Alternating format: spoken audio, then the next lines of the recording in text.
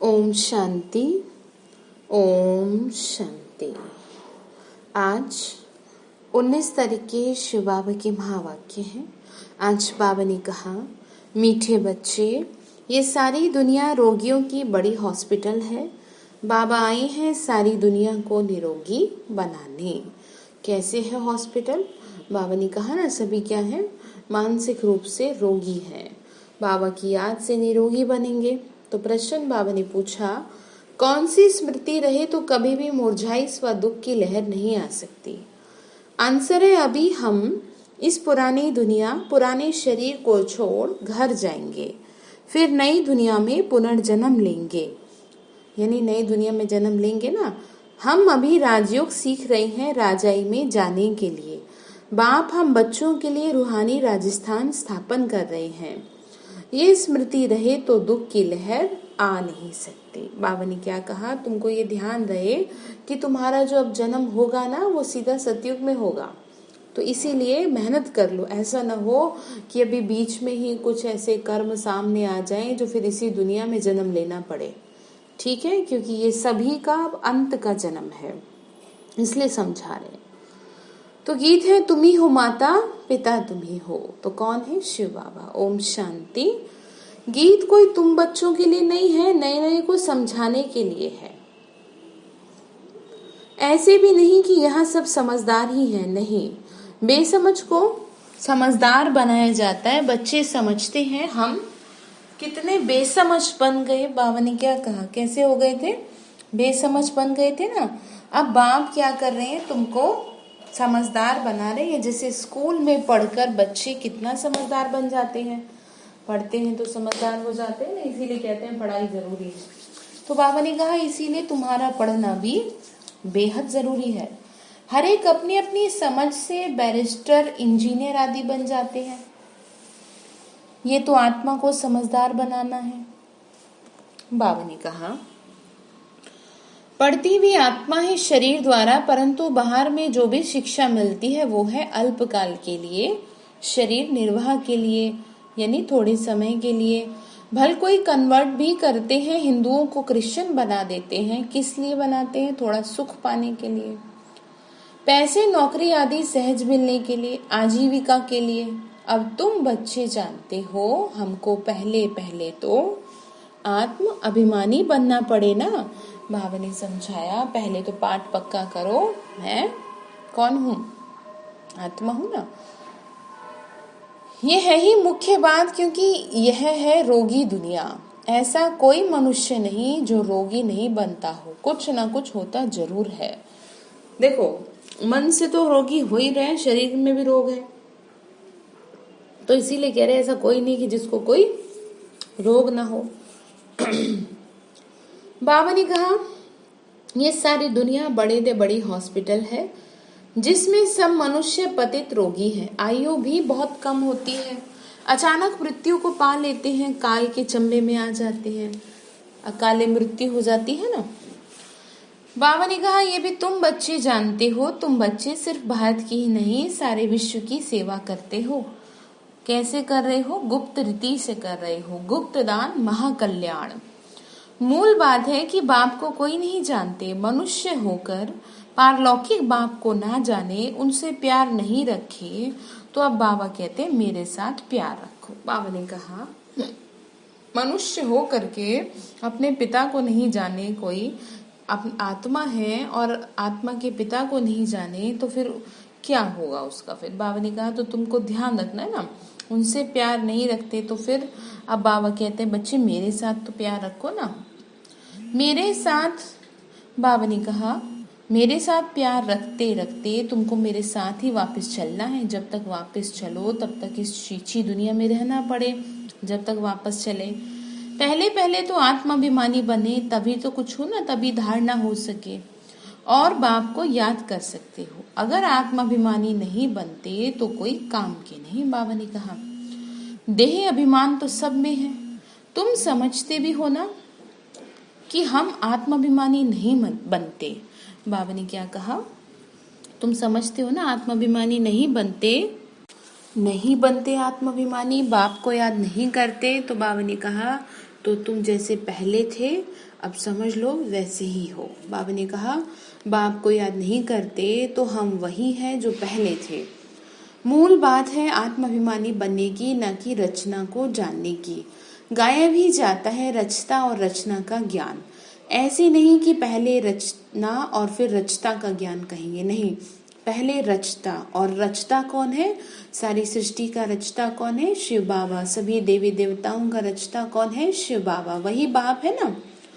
कहा भी जाता है, हे गॉडफादर, वह आकर तुम बच्चों को आप समान बनाते हैं।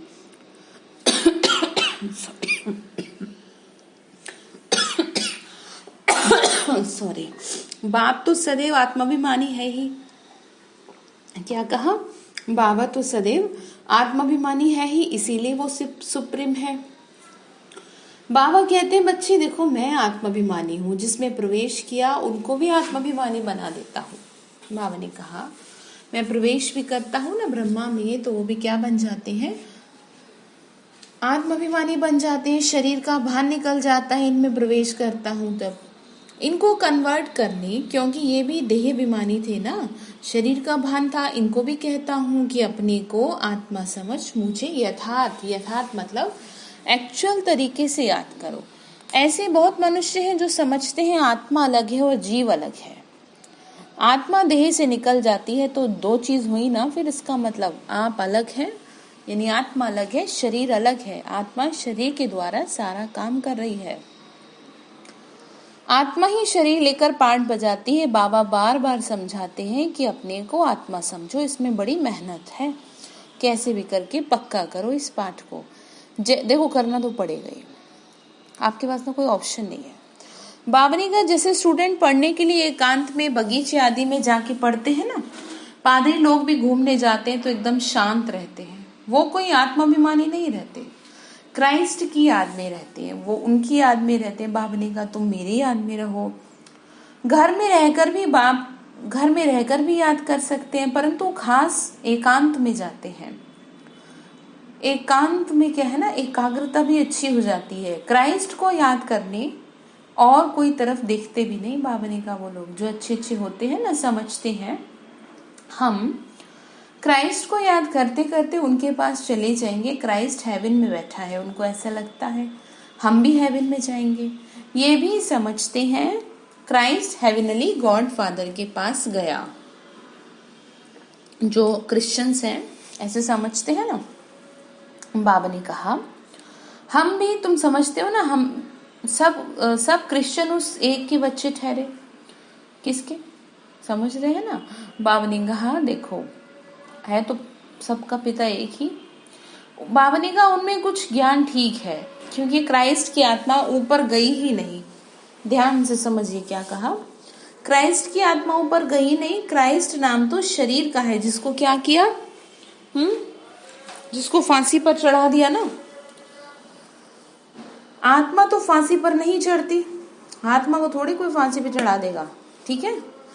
बाबा ने कहा, ये कहना भी रॉन्ग है। शरीर चढ़ता है ना, आत्मा तो सजा भुगतती है। किसके द्वारा? शरीर के द्वारा। शरीर को कष्ट होगा जब वो उसमें रहेगी। बाबा ने कहा, देखो, बाबा ने कहा, वापस कोई कैसे जाएंगे, हर एक को स्थापना पालना जरूर करनी होती है, यानी अपने धर्म की। मकान को पोताई आदि कराई जाती है ना, तो ये भी पालना है।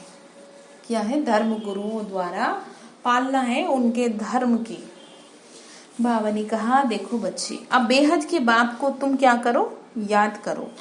ये नॉलेज बेहद के बाप के सिवाय कोई नहीं दे सकता। तुमको अपना ही तो कल्याण करना है ना। बाबा बोले, रोगी से निरोगी बनना है। ये रोगियों की बड़ी हॉस्पिटल है, सारे विश्व रोगियों की हॉस्पिटल है इस टाइम। सब क्या है? रोगी है। रोगी जरूर जल्दी मर जाएंगे।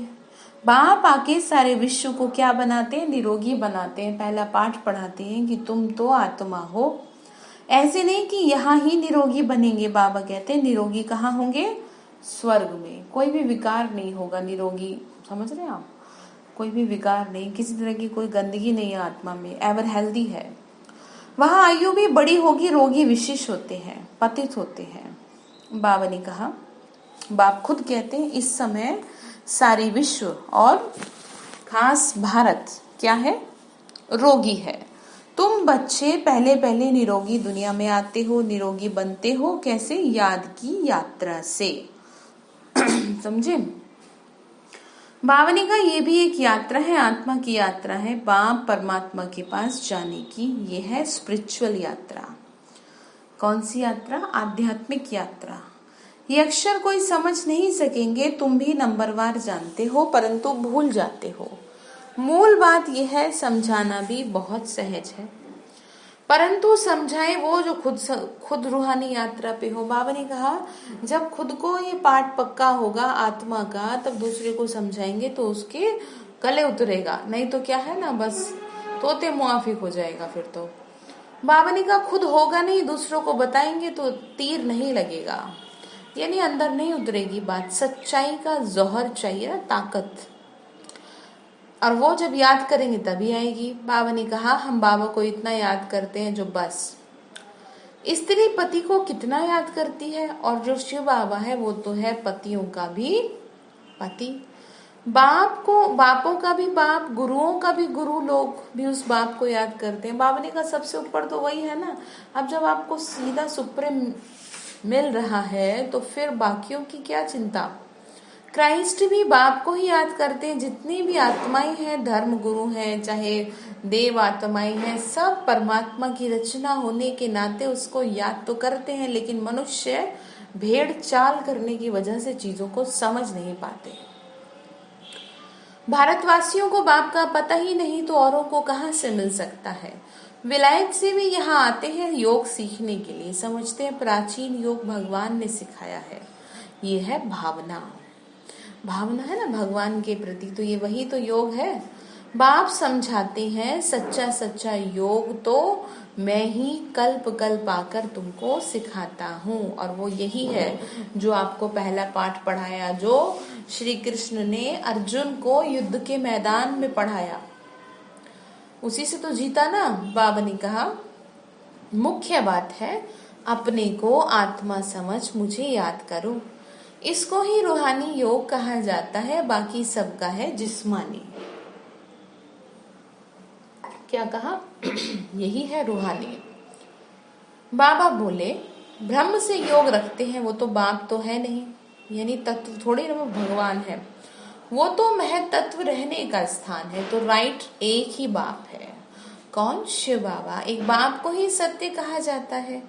ये भी भारतवासियों को पता नहीं कि सत्य बाप कैसे है। वही सचखंड की स्थापना करते हैं, सचखंड और झूठखंड। तुम जब सचखंड में रहते हो तो वहां रावण राज्य ही नहीं होता। बाबा ने कहा कहाँ, स्वर्ग में।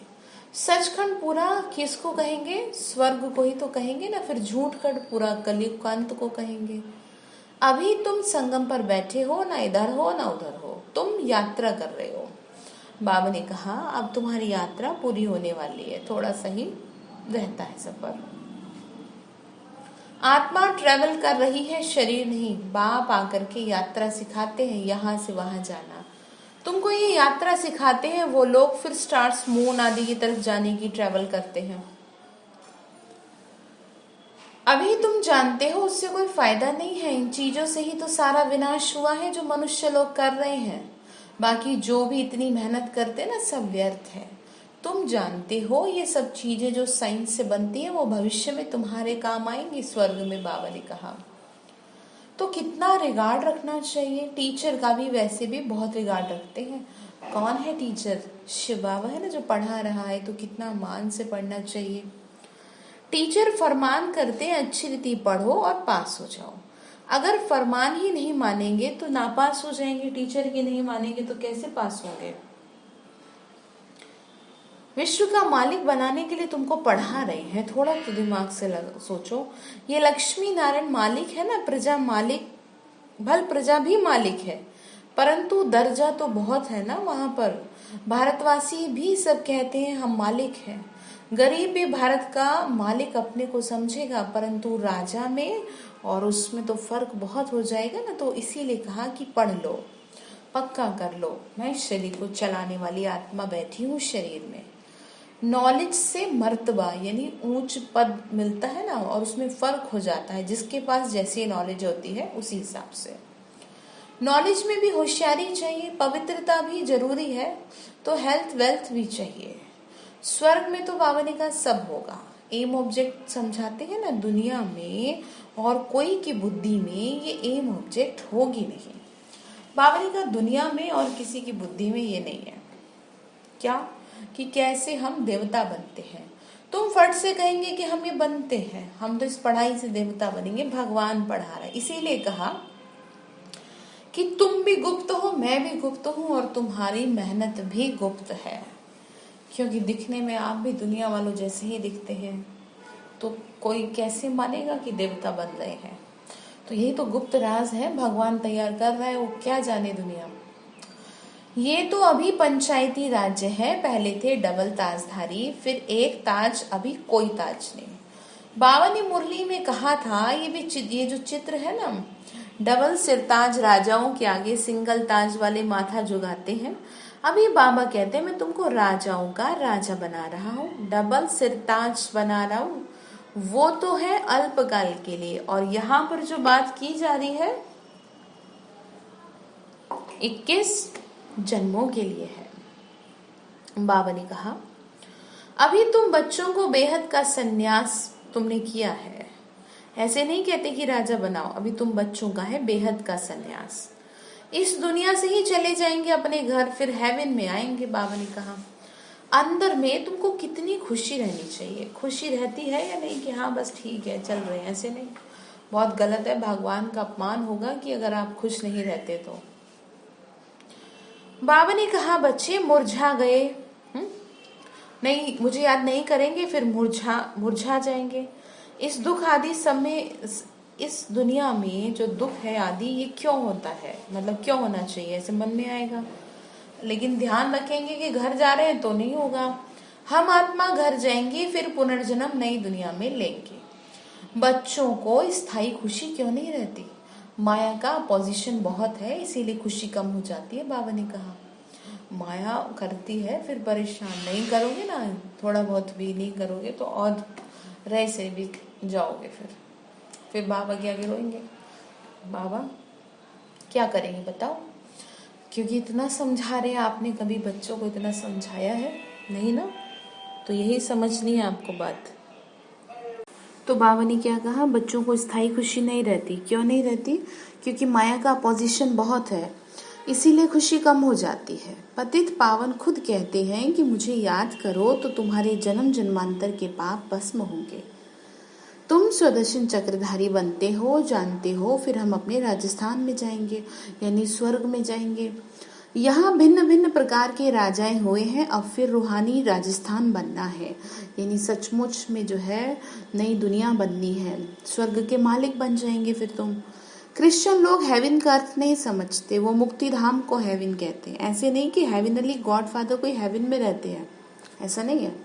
बाबा थोड़ी रहते हैं स्वर्ग में, वो तो रहते हैं शांति धाम में। अभी तुम मेहनत कर रहे हो कहाँ जाने के लिए? पैराडाइज में जाने के लिए। ये फर्क बताना है तुम्हें। गॉड फादर है मुक्ति धाम में रहने वाला, हेवन नई दुनिया को कहा जाता है। शिव बाबा कहाँ रहते हैं? शांति धाम में। फादर ही क्या करते हैं? स्थापना करते हैं स्वर्ग की। तुम जिसको शांति धाम कहते हो वो लोग हेवन समझते हैं। ये समझने की बातें हैं, यानी कि हेवन भी कहते हैं, पैराडाइज भी कहते हैं, बहिष्ठ भी कहते हैं, सतयुग भी कहते हैं, स्वर्ग भी कहते हैं, इतने सारे नाम है। फिर बाबा ने कहा, बाबा कहते हैं देखो बच्चे, नॉलेज तो बहुत सहज है, ये है पवित्र बनने की नॉलेज, मुक्ति जीवन मुक्ति में जाने की नॉलेज, जो बाप ही दे सकते हैं। जब किसी को फांसी दी जाती है तो अंदर में यही रहता है, हम भगवान के पास जाते हैं। फांसी देने वाले भी कहते हैं गॉड को याद करो। गॉड को जानते दोनों नहीं हैं, बस कहते हैं। उनको तो उस समय मित्र संबंधी आदि याद पड़ते हैं। गायन भी है ना, अंतकाल जो स्त्री सिमरे, ठीक है ना, वैश्य योनि बल बल उतरे, और जो अंतकाल नारायण सिमरे उसको तो फिर मुक्ति होगी ही। कोई ना कोई याद जरूर रहता है बावनी का अंत में भी। सतयुग में तुम मोह जीत रहोगे, वहां जानते हैं एक खाल छोड़ दूसरी ले लेंगे, वहां याद करने की जरूरत नहीं है। बाबा ने कहा इसीलिए कहते हैं दुख में सिमरण सब करें। यहाँ दुख है इसीलिए याद करते हैं, भगवान से कुछ मिले, भगवान की प्राप्ति हो, इसलिए याद कर रहे हैं।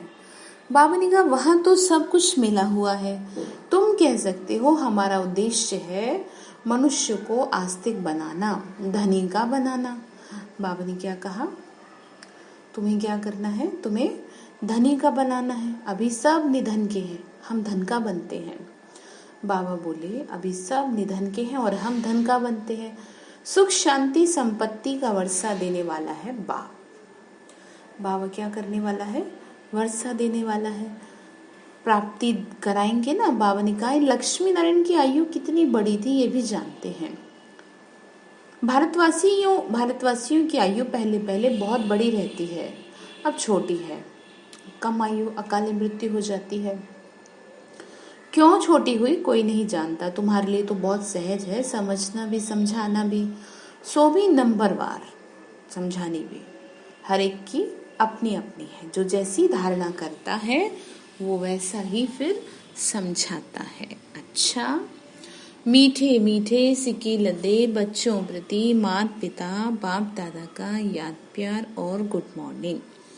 रूहानी बाप की रूहानी बच्चों को नमस्ते। हम रूहानी बच्चों की रूहानी माता पिता बाप दादा को नमस्ते नमस्ते। शिव बाबा नमस्ते। शुक्रिया बाबा, शुक्रिया।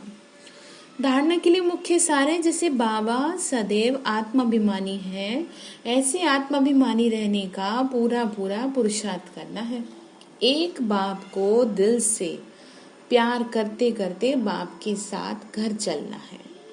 दूसरा है बेहद के बाप का पूरा पूरा रिगार्ड रखना, अर्थात बाप के फरमान पे चलना। बाबा का पहला फरमान है बच्चे क्या होगा, अच्छी रीति पढ़कर पास हो जाओ, पढ़ लो, इस फरमान को पालन करना है। वरदान दिया बाबा ने सेंस और इसेंस के बैलेंस द्वारा अपनेपन का स्वाहा करने वाले विश्व परिवर्तक भाव। क्या कहा, सेंस और इसेंस।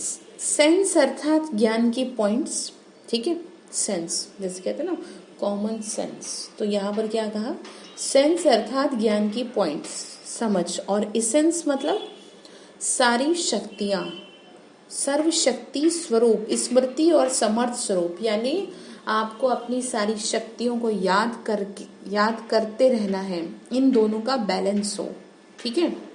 यानी कि ज्ञान के पॉइंट्स बुद्धि में हो और स्मृति में हो, सर्वशक्ति स्वरूप बैलेंस हो, तो अपनापन व पुरानापन स्वाहा हो जाएगा। हर सेकंड, हर संकल्प, हर बोल और हर कर्म विश्व परिवर्तन की सेवा के प्रति स्वाहा होने से विश्व परिवर्तक स्वतः ही बन जाएंगे।